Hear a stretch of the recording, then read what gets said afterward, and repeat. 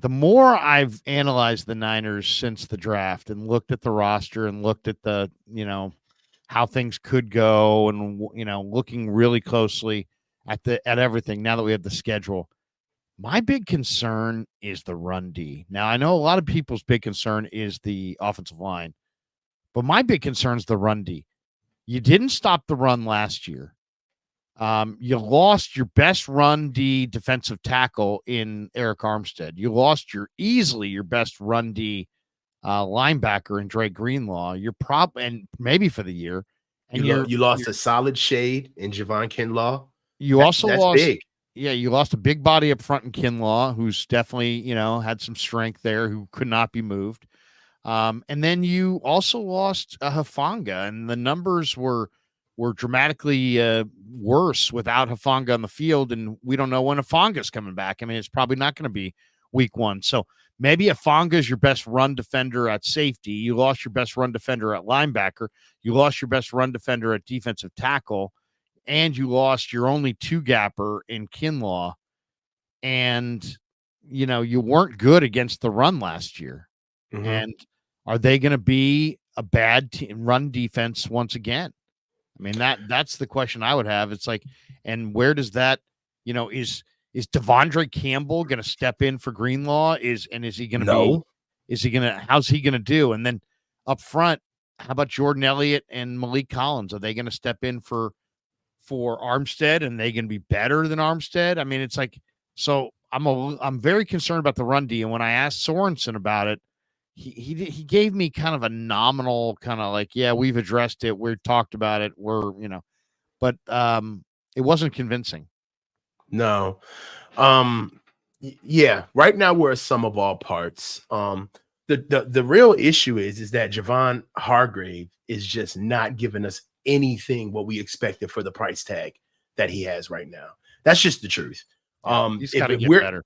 Yeah, if we're gonna, if we can, and we're a conscientious bunch as fans, as supporters of this team, and Chase Young got the boot treatment from all of us, rightfully so. You know what I mean? And we let him hear it. And I'll tell you this: Javon Hargraves is next up. He's on deck. Like, he's got to be the next guy. He's got to be the next guy that we turn our ire to and say, look, you're making a lot of money, bro. Like, we need you to lead now. No more of this at first. And this is why the Javon Hargraves, this is what you get for scouting for a trait instead of scouting for a player. Because Javon Hargraves was brought in here as an expensive ornament because he knows how to rush the passer from the inside. That's his number one claim to fame. But we compromised on knowing that he is not a stout run defender, right? And he was surrounded with very good players with the Eagles where he was able to be packaged. He's not a same with anymore. the Steelers. I mean, this guy played next to Cam Hayward in Pittsburgh, played next to Fletcher Cox in Philly. These are two of the most dominant run defenders in the game. And then he comes here, and it's like they had no run D, and they sold out. They wanted that interior pass rusher so bad that they took their run D apart. They said goodbye to Mosley and Aziz and Ebukam and Ridgeway and Jimmy Ward. They took 4 or 5 good run defenders, and then they just kissed them off all for Hargrave. And then they looked up and said, it's shocking. We're not as good against the run. I mean, it's to me, what they've done on defense the last couple of years has not been that impressive. Yeah, well, they were third against the run, by the way, statistically. Yeah, so there's an example of how stats truly lie. Stats do lie, right? And they're dead numbers. And if you don't know the context in which those stats lie, you can deceive. They could be deceiving. I wasn't impressed with our run D, particularly from the defensive line and a little bit from the linebacking core. I mean, Fred Warner did not have all good games every year. Then that 3-game slide, Fred Warner was struggling to tackle and be a force that we know he is. But I will say that this is something that's been around for a little over the course of almost 2 years now. I had us going 9-8, and that was because of the joint practices with Oakland.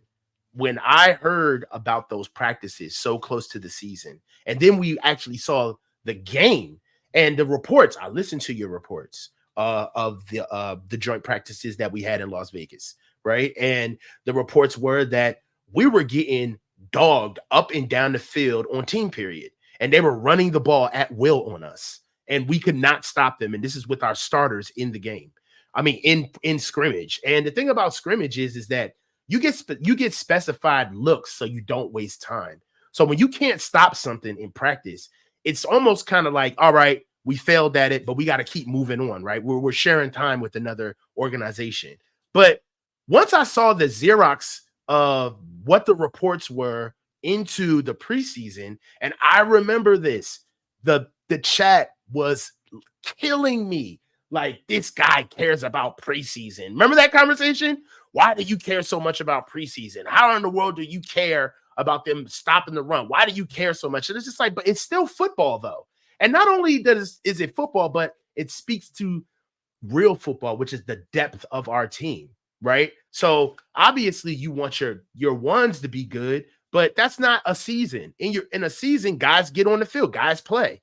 So again, we're going to have to use the same regs that we used last season and look at this defensive line. And this year, what makes me less confident about this year's defensive line versus last year's is that last year they got rid of the depth, but at least they covered it up with a high-priced free agency signing.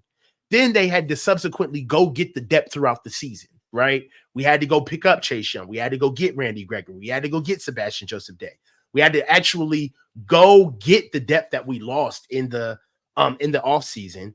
But this year, I feel like they went and got depth, but they lost pieces, like real legit guys that play spurts of time for us. So for me, does Malik Collins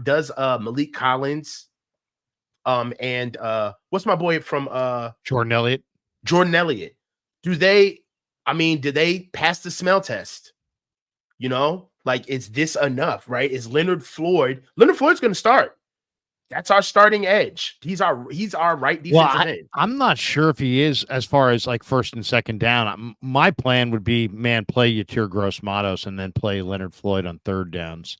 But I hear what you're saying. I mean, he's going to, that's the question. I mean, like, that to me is the $64,000 question with the Niners. Mm-hmm.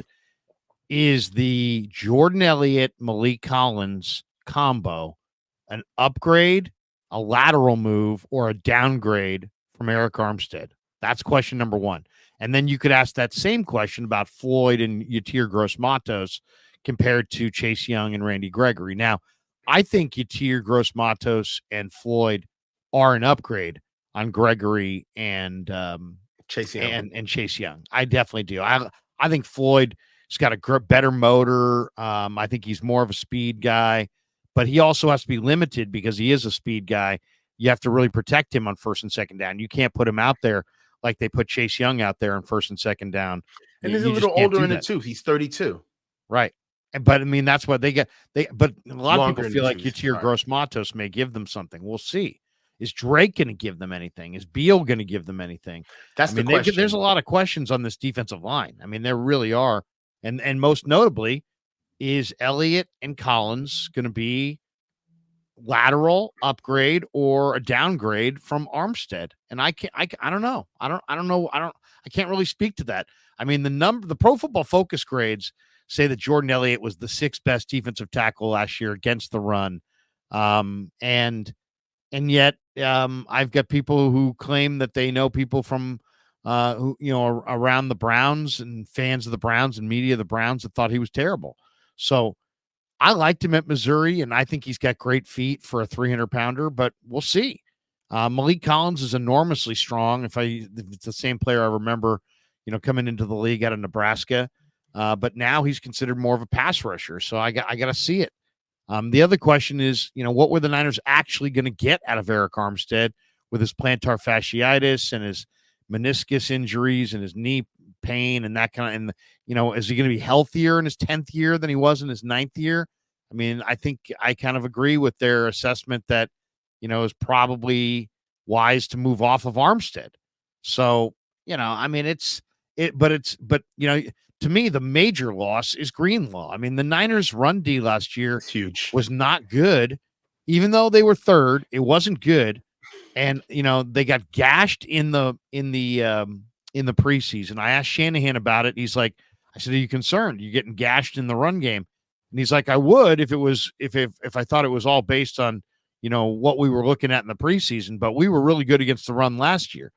Yeah, but that didn't take into account the fact that last year you had Ridgeway and Aziz, You lost 7 guys. Ebukam and Jimmy Ward and Manuel Mosley, and you lost all your good run defenders. Aziz Al-Shaair, like you lost a ton of great players. Yeah, and so that was a precursor to what we were going to see. Now, the Niners statistically look good against the run, but that was just because Brock Purdy and the offense was putting up over 30 a game.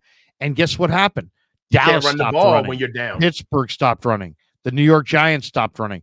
There were 4 or 5 teams on their schedule that didn't run on them, not because they couldn't, just because the scoreboard got away, the game got away from them.